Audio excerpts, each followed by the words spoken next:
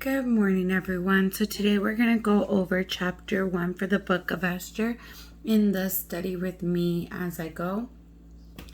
I am using the King James Version, and I'm using two Bibles right now. This one is my daughter's Bible, and then I have mine with all my notes in it. So I'm going to go as if I haven't done chapter 1 because I have gone ahead and done chapter 4, 5, and 6, so I kind of wanted to catch up with 1, 2, and 3. So let's go ahead and start. First of all, let's go ahead and start in prayer. So I just want to give you a couple seconds for you to start yourself, and then I will go ahead and start. Heavenly Father, thank you so much for giving us this time to study in your word. May whoever's here with us and on the other side of the screen, may they grow some knowledge and enjoy this study as much as I have. May it grow on them. May these lessons play throughout their time as we study Esther, that our heart may grow and not harden like Haman's. In Jesus Christ's name we pray, amen. So, sentence 1. Now, the first thing we always do, and I do in my Bible studies, is I read it one time, the chapter. The first time I just read it through. The second time is where I go in and highlight and circle and do anything. And if I have to reread it because I still didn't get nothing, then that's what I will do. So step 1 is open up with prayer, clear our mind. Anything that you have, either write it on a separate piece of paper to get it out of the way, or just pray about it and talk to God. Once you feel released and relaxed, time to dive in. Step 2, let's dive in and read. Now, it came to pass in the days of Ahasuerus. This is Ahasuerus, which reigned from India even unto Ethiopia, over 127 provinces. That in those days when the king Ahasuerus sat on the throne of his kingdom, which was in Shushan, the palace, in the 3rd year of his reign, he made a feast unto all his princes and servants, the power of Persia and Media, the nobles and princes of the provinces being before him. When he showed the riches of his glorious kingdom and the honor of his excellent majesty many days, even in 180. And when these days were expired, the king made a feast unto all the people that were present in Shushan, the palace, both unto great and small, 7 days in the court of the garden of the king's palace,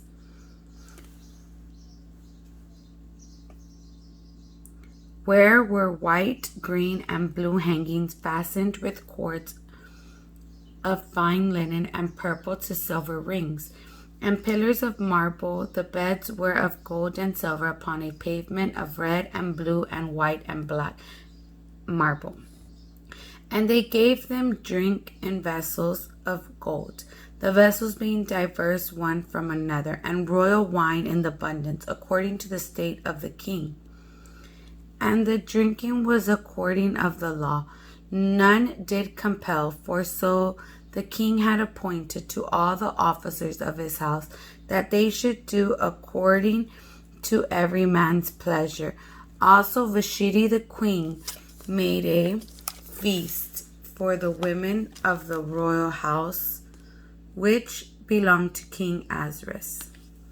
On the 7th day, when the heart of the king was merry with wine, he commanded Mehuman, Biztha, Harbona, Bigtha, and Abigathar, Zethar, and Carcas, the 7 chamberlains that served in the presence of Ahasuerus, to the king, to bring Vashti the queen before the king with the crown royal, to show the people and the princess her beauty, for she was fair to look on. But the queen Vashti refused to come at the king's commandment by his chamberlains, Therefore was the king very wroth, and his anger burned in him. Then the king said to the wise men, which knew the times, for so was the king's manner toward all that knew law and judgment. And next unto him was Karshina, Shethar, Admatha, Tarshish, Meres, Marsina, and Memucan, the 7 princes of Persia and Media, which saw the king's face, and which sat the first in the kingdom. What shall we do unto the queen Vashti according to the law, because she hath not performed the commandment of the king Ahasuerus by the chamberlains? And Memucan answered before the king and the princes, Vashti the queen hath not done wrong to the king only, but also to all the princes and to the people that are in all the provinces of the king. For this deed of the queen shall come abroad unto all women, so that they shall despise their husbands in their eyes, when it shall be reported. The king Ahasuerus commanded Vashti the queen to be brought in before him, but she came not. Likewise shall the ladies of Persia and Media say this day unto all the king's princes which have heard of the deed of the queen, thus shall there arise too much contempt and wrath.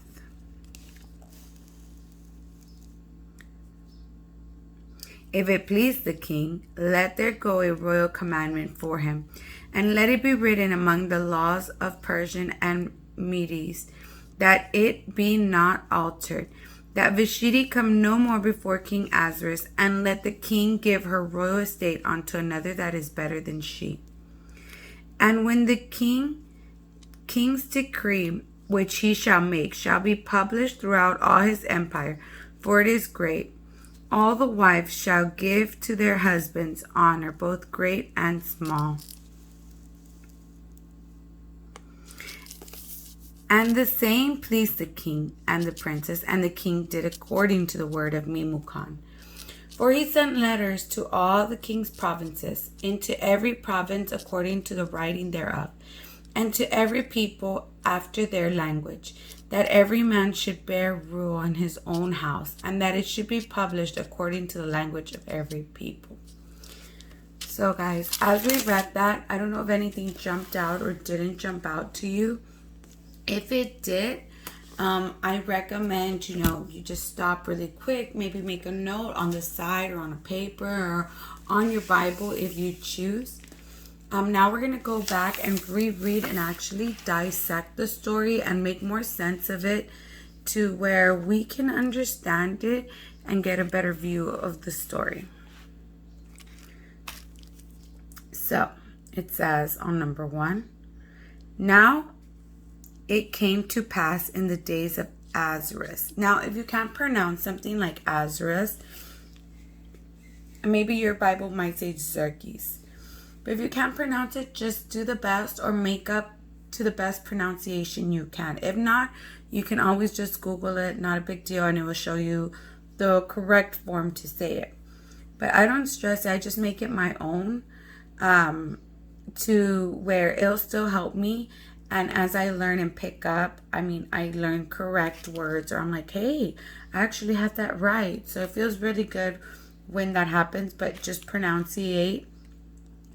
So, now it came to pass in the days of Ahasuerus. This is Ahasuerus, which reigned from India even unto Ethiopia, over 127 provinces.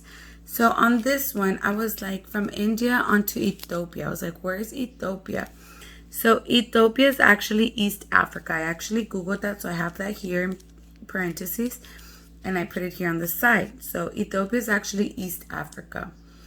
And over 127 provinces. I was like, what does that mean? Like, sometimes King James Version can be a little hard, but hey, just a little Google can help a long way. So his total rule was 21 years. I'm sorry, I couldn't read that. So he actually ruled 21 years, which is 127 provinces. In our time, it's calculated to 21 years. So I went ahead and did Azurus in blue for character. I think I have my kids doing it different. My kids, actually, I let them do as they prefer, and I have this for them. This is like a basic little Bible guide just for them because my kids are 12 and 9. So Azurus, I went ahead and highlighted him because he's the character right now. And then I went ahead and highlighted this in yellow for location. And time, you can do it as well, or you can just put, like I did, parentheses and my notes on the side. Now, if anything stands out to you, go ahead and let me know. I would love to answer, research, or find out anything else that goes along with my study.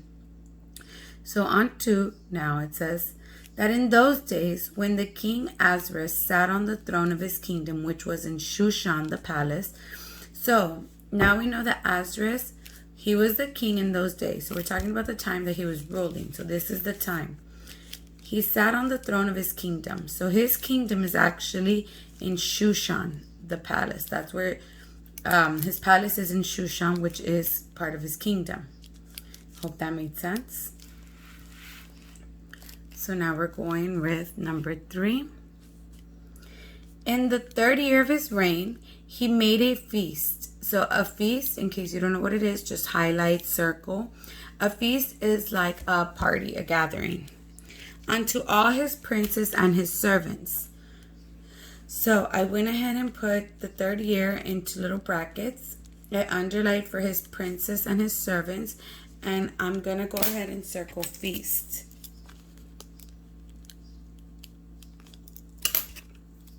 The power of Persia and Media and the nobles and the princes of the provinces being before him. So this is everybody that was invited to this feast. There was the princes, the servants, the Persians, the Media, the nobles, and the princes of the provinces. So all these people were invited to his feast, his banquet. And these are his guests. And it was on the 3rd year. So the 4th says, when he showed the riches of his glorious kingdom and the honor of his excellent majesty many days, even in 180 days. So 180 days, I didn't know what it meant. So I Googled it and it's 180 days. So they partied for 180 days. And as you can see in verse 4, it says, when he showed the riches of his glorious kingdom. So he's like, welcome, welcome everyone. Look at my kingdom. Look at the grass, look at the land, look at the castle, look at the women. Like, he is showing off his kingdom. And the honor of his excellent majesty. Like, well, if it wasn't for me, we wouldn't have all this, We wouldn't have these beautiful girls. We wouldn't have this grass. We wouldn't have these crops. It's basically what he's doing for 180 days. Now, 5 says, and when these days were expired, so now it's saying when these days were expired, when these days were coming to an end, the king made a feast unto all the people that were present in Shushan the palace. So now he's making a feast for everybody who's there in Shushan, in the palace, like in the local community, both unto great and small. 7 days. So it doesn't matter if you are like a maiden, a servant, like everybody was invited. For 7 days, I went ahead and highlighted 7 days. And I put an arrow to show that in the court of the garden of the king's palace. So this is where it was. So they were in Shushan the palace, both great and small. We're going to go ahead and underline that because that's who went. For 7 days in the court of the garden of the king's palace. Now, we're moving on to verse 6. Where were white, green, and blue hangings fastened with cords of fine linen, and purple to silver rings and pillars of marble. The beds were of gold and silver upon a pavement of red and blue and white and black marble. So I have put a question here when I have read that. I have put, why is this so important? So sometimes we may not get the answer to the questions we may have. But if you put the question down or any thoughts you may have, I promise you your answer will come. If not today, tomorrow, sooner or later, your answer will come. And you'll be able to go back and be like, hey, you know, I asked this, but I know the answer now. So I was like, why is this so important? Like his white, the green, like all these colors. But it's trying to show you the importance of like his castle, of his home. Like imagine, for example, with me in my home, I barely learned how to decorate things to one of my friends. So I kind of learned off of her, like the curtains and the different textures and 3 curtains and this and that and a little throw pillow and a blanket and, you know, the little carpet. So all that, when I decorated my living room, it actually made a big difference. My home didn't feel like home. It just felt like a house we live in. Once I put the curtains up and the little pillows and the blankets, like my house feels like my house. Like it just feels so much elegant, so much nicer. Like it's so bougie, you know, that's the word, bougie. So imagine he is showing these people and they're like, wow, marble. Like think of it. Not many kitchen cabinets have marble because that's expensive. So that's why it's showing that, to show his vast, you know, like we said back in verse 4, where he said he showed the riches. So that was part of the riches. So now we're going to verse 7.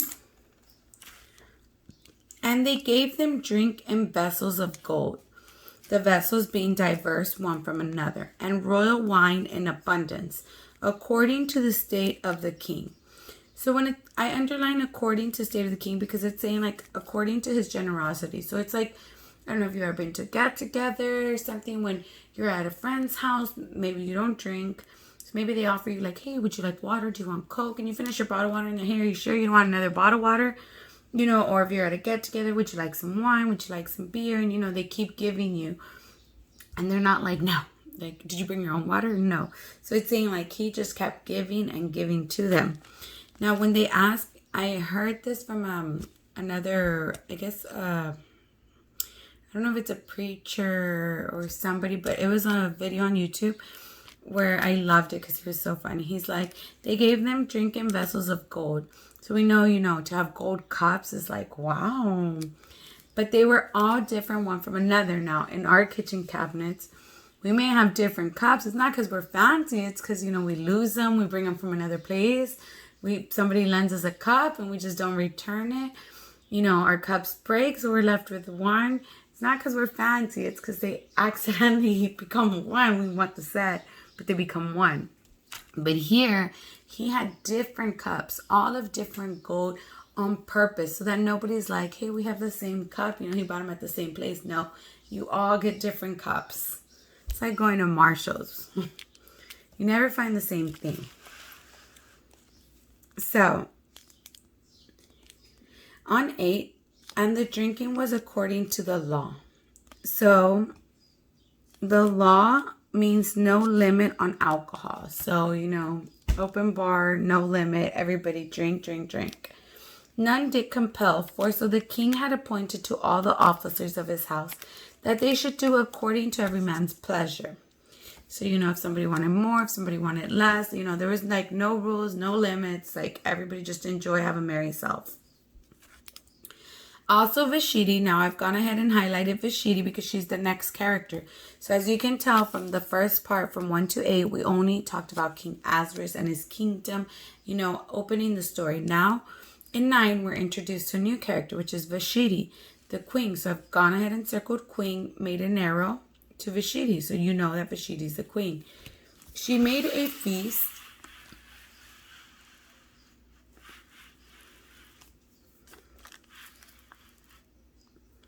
for the women in the royal house, which belonged to King Ahasuerus.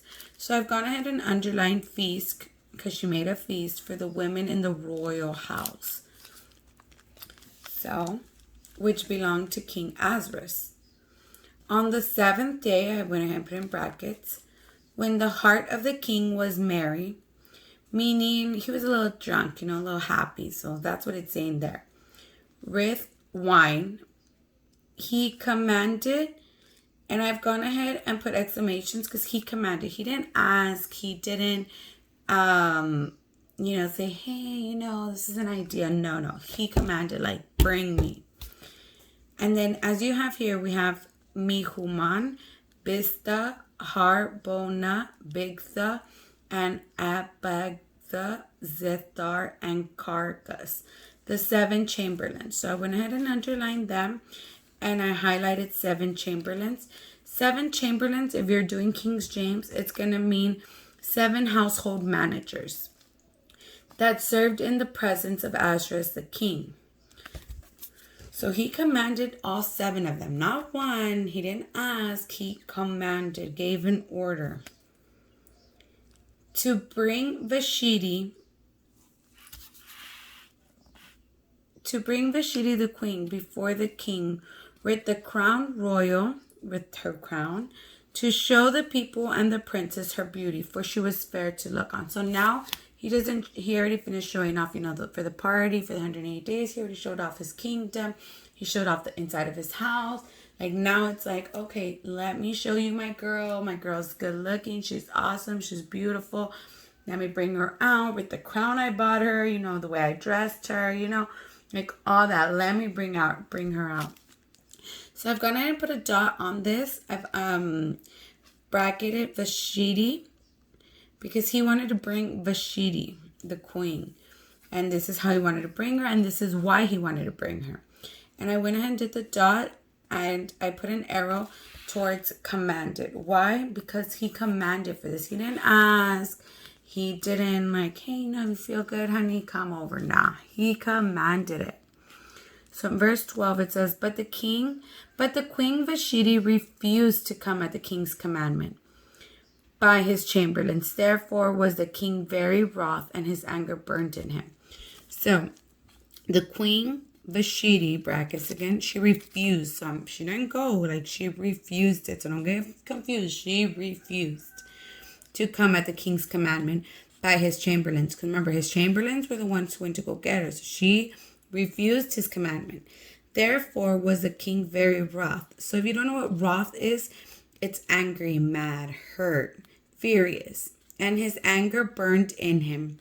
So his pride was hurt, like his pride was hurt very bad during there. Like, I'm the man of the house.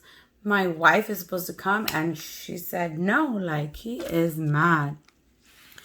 So now on 13. Then the king said to the wise men. So now he's asking for counsel, now he's talking to the wise men, which knew the times. So when I read that, I highlighted and put question marks, like what times? Like what do they mean, what times? For so the king's manner toward all that knew the law and judgment. So from what I understand from there is, like, that was the questions I had asked, and then I got my answers later. So for the times, it's like the times of the law, like what should happen. It's kind of when you go to your friends and ask for advice, like, hey, I signed up for this, or my kid's in baseball, or, my kid's going through this. Like, what do you recommend? What do you know? Like, what does the law say, before I drive? Do I have to get a permit? Like that kind of, that's what he's asking his friends for those times. So on 14, it says, and the next unto him was Karshina, Shethar, Admatha, Tarshish, Meres, Marsina, and Memucan, the 7 princes of Persia and Media. So 7 princes, I underlined them and I highlighted that so we know where they are or who they are. Which saw the king's face and which sat the first in the kingdom. So these are like top commanders. And I went ahead and highlighted Memucan in yellow for the fact that he's going to play an important role right now towards the end of this chapter. So they all saw his face. They saw like, oh my God, our friend is really upset. And when you have a friend that comes over and they're crying, or you have another friend who comes over and they're mad, like you can see it in their face and their voice. So that's how he was feeling at that time.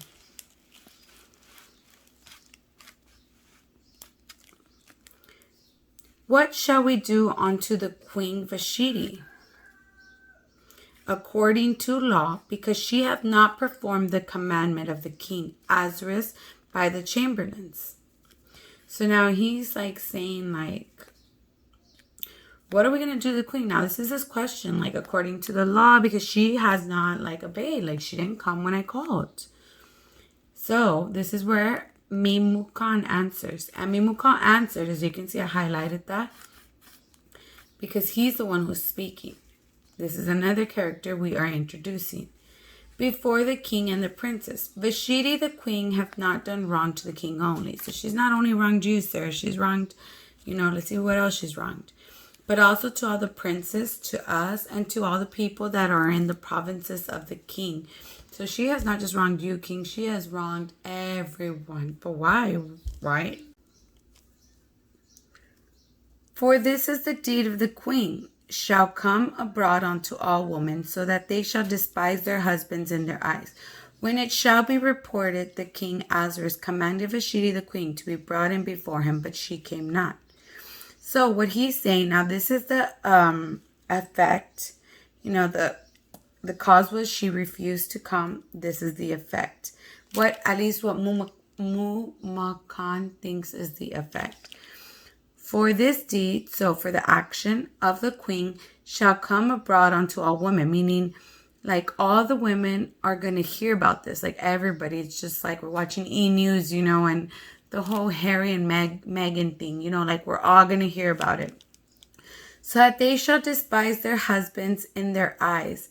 So, because she refused her husband, so now it's saying like, now all these other women are going to refuse their husbands. When it shall be reported to the king, Ahasuerus commanded Vashti the queen to be brought in before him, and she came not.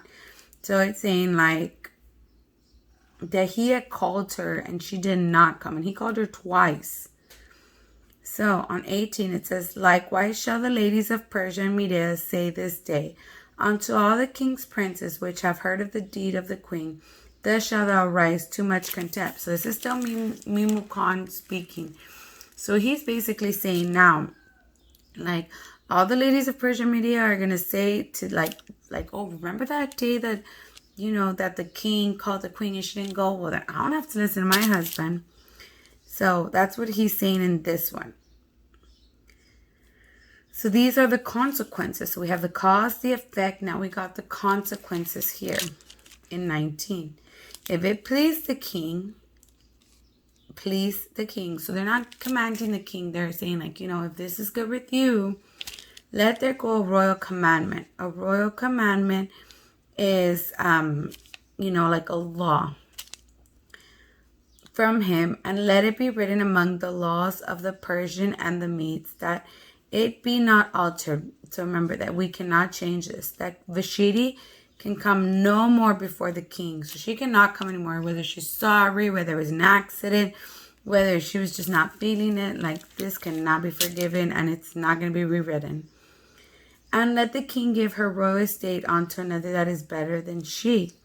So we're going to go ahead and replace her basically. That's what he's saying. We're going to replace her, and that's point blank. And when the king's decree which he shall make shall be published throughout all his empire, for it is great, all the wives shall give to their husbands honor, both to great and small. So, basically it's saying like once the king's law shall be published, like once everybody hears of what you're doing and everybody in the empire, all the wives shall give to their husbands honor, both great and so all the wives are going to be like, oh no, now I have to respect my husband. Like if the king replaced the queen, what makes me think my husband's not going to replace me? That's basically what's going on right there. This is the positive effect that they want. And saying pleased the king. So now with all this, which Memucan spoke he spoke from verse 16 to 20, and saying, and the saying pleased the king. So I'm going to go ahead and write that in the side. See, I'm going to do an arrow, and I'm going to put from verse 16 through 20. the king, and the princes. And the king did according to the word of Memucan, because Memucan is the one who was speaking on this. For he sent letters into all the king's provinces, into every province according to the writing thereof. So he basically sent out, the new laws and the papers to everybody in the kingdom. So if you spoke English, Spanish, Chinese, Taiwan, whatever the language is, that's how they put it, so that nobody's like, well, I don't understand English. Well, I don't understand Spanish. No. It's in everybody's language, so nobody can come back and say, well, I didn't get the memo. Like, I didn't understand it. To everyone after their language, that every man should bear rule in his house. So this is what he put in the letter he sent. That every man should bear rule in his own home, and that it should be published according to the language of every people. So it is going to be published in the language of every people.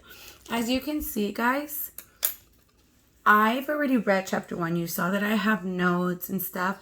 And even if you keep rereading, I promise you will never get bored of reading. And there'll always be something new. You're like, hey, I missed that. Or, hey, why did I write that?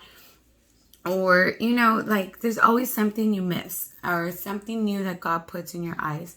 So, even if you've done this study or you want to restudy with your kids or friends, don't worry about it. Just do it, and at least you have a little bit more insight. So that's everything for chapter 1. We've already reread it. And we're going to close off our studies. Now, if there's anything that may have popped out to you, anything you have questions about, anything you want to know, go ahead and just comment below, and I'll go ahead and respond, or something that you may know, or something that may reflect off you. Let me know. I would love to learn more and add on to my Bible and my notes. So I just want to thank everybody for being here. I hope you have a blessed day, and we'll see you back for chapter 2.